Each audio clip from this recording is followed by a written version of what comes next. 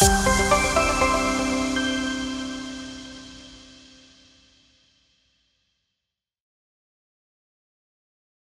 chào quý vị và các bạn, chúng ta lại gặp nhau trong chương trình vào lớp 1 Hỏi Lê Quý Đôn. Và trong số thứ 3 lần này, chúng ta sẽ cùng nói về một chủ đề mà tôi nghĩ rằng tất cả chúng ta đều rất quan tâm.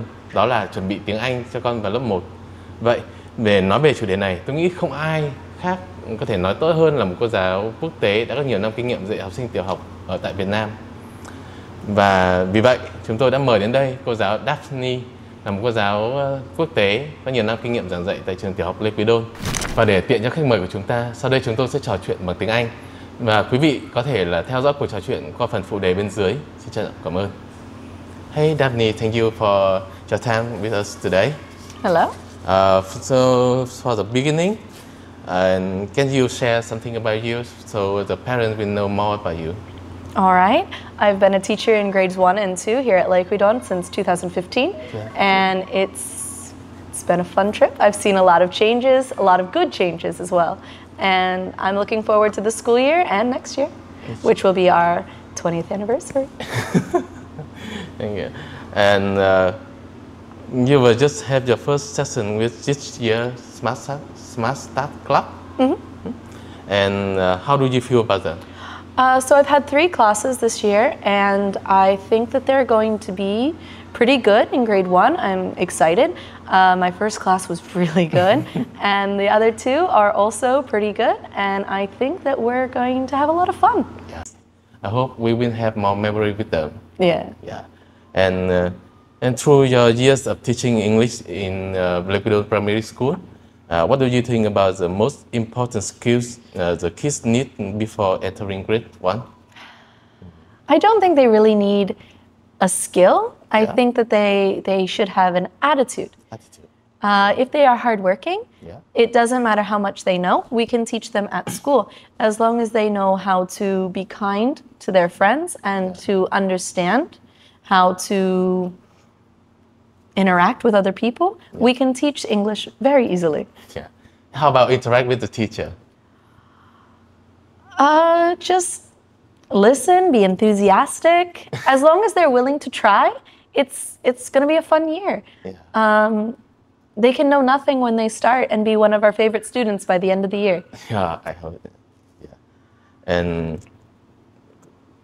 could you share some specific example of your kids? Of my kids for having a good attitude? Yeah. All right. Last year, I had 5 grade 1s, and my worst one, at the start of the year, they knew no English, nothing. They came in with nothing, but they were very hardworking. And by the end of the year, they had the highest marks because they just tried. Yeah, okay. So they're hardworking. They're hardworking, they listen in class, they try, they are not afraid of making mistakes. And when you learn English, you will make mistakes. You will make mistakes, so you just need to understand and flow with it. It's okay. Okay. But if you're teaching English at school, among 4 skills you teach in a school? The 4 skills. So I would recommend that out of speaking, listening, reading, and writing, focus first on listening skills. Listening. Most of our children are in the pre-production stage of English, which means they can't speak yet. So understanding is the most important. So understanding what the teachers say to them, like they can interact with them. It's listening. But I know that generally when we are first starting out with the young children, we use a lot of body language, a lot of total physical response, which means that we don't ask them to say anything. We kind of do, and we instruct them, we guide them. But when we gauge their understanding, it's based on how they show us with their body. Like they point to the right word or they do the right action. It's not just they say the right word all the time. So it's not about the what they say, also the body language. It's also the body language because a lot of the students coming in, they don't have a good set of English yet. And so that's something that we're trained to teach them. Like the chicken, they will say, quack, quack, quack, quack, like that? No, they speak Vietnamese. We can still communicate, but like for the children to demonstrate their understanding, they use physical responses. They hit the card that's the right answer, or they pick it up, or they bring it to you, or something like that. Yeah. Okay. So can you share something about the effective teaching method you teach at grade 1? Effective teaching methods. So generally our pedagogy, we want to focus on, again, physical response at the beginning, and we want to slowly guide them into being independent learners, like so they can start making their own sentences, start recognizing more words, and adapting, not just the vocab and the structures that they know, but to make it work with other vocabulary, other structures. So, talking about the interacting with the teachers, and how can we build the kids' confidence in speaking English or in learning English? Playing games is really fun. Just helping the kids understand that sometimes we win, sometimes we don't, and it's okay. It's not a big deal. And if they make a mistake, just do it again. Yeah. There is always another chance. Yeah, I think so. Because maybe in Vietnam ways, we also always want to do it the right way at the first time. And maybe the kids had a lot of pressure. So, when learning a new language, you kind of feel that pressure. But if you focus on it, if you get caught up in it, you can't move forward. Mistakes are a part of learning. Mistakes are part of learning, I see.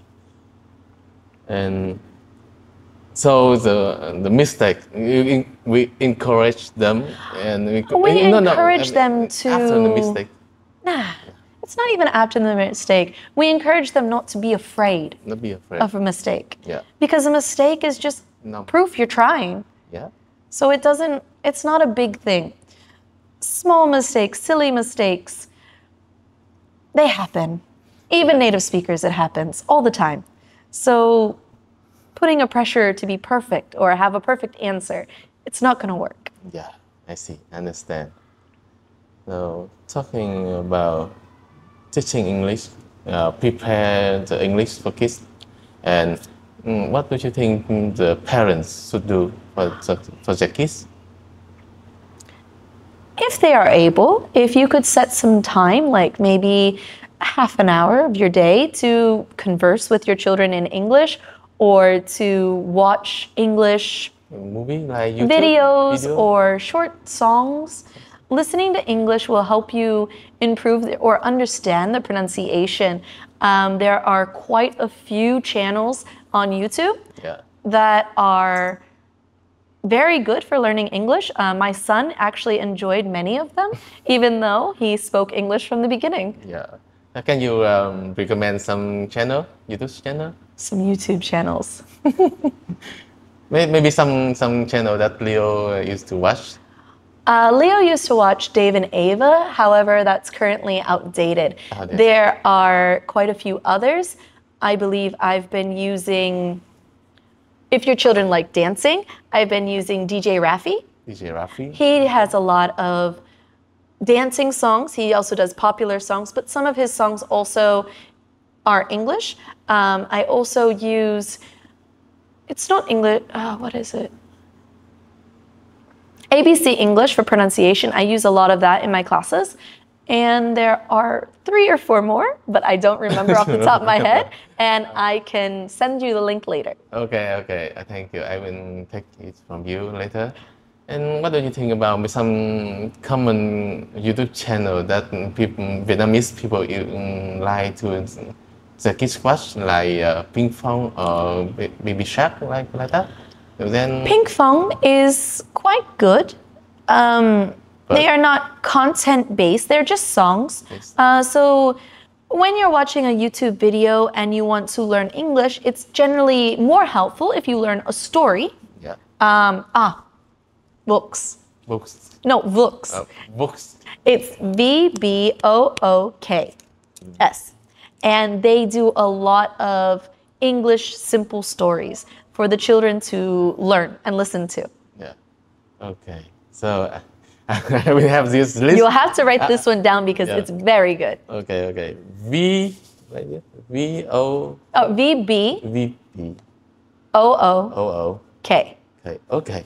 And they are generally animated, and they're read aloud, and they're meant for young children to read some of these books. Yeah, okay, thank you. I think the parent will realize this information. I like them for Leo. When he was growing up, we read a lot of them. It was much easier for him to see and read the words together with the video. Wow, okay. And then talking about the preparation for the parents, what do you think about, what is your advice for them to prepare English? To prepare for English or to prepare for school? English for school. Just get them used to making mistakes. Like, if they come in and they don't know anything, we can teach them. If they are ready to learn, if the parents really want to go the extra mile, really want to teach them, just reading some simple books like the books, I think ping pong is pretty good as well if they can try to follow along with some of the words. I know that some of the kindergartens, they do have English courses, so just try and follow the program. Yeah. So, I see. But when they are in school, please remember to focus on what the teachers send home for their coursework. Okay, so can you talk more about that? The coursework? Yeah, the course. So in grade 1, we do have a lot of things that the children are expected to do. And if the parents follow along, they can, even if they don't know English yet, I know that some of our teachers do send home videos to support the learning. I have sent a few of the links that I use in class to send home to the parents as well. But if the parents just do the homework with the students, do the workbook with the students, listen to the audio. Eventually, both, not only the child, but also the parent will be able to follow the content in the book, and they will be able to converse together using the target language. Yeah, okay, so at home, the parent have to cooperate with the teacher? I wouldn't say cooperate with the teacher. I would just say take an interest in the child's learning. If they cooperate with the student, or if they show interest, the more interest they show in their students' learning, the more interest the child will show in their own learning. Okay, I see. Thank you. So thank you for your sharing. Thank you. And I think the parents will very love them. And okay. I hope they enjoy our classes. Yeah, I hope so. I'm sure. I'm very sure. Sure.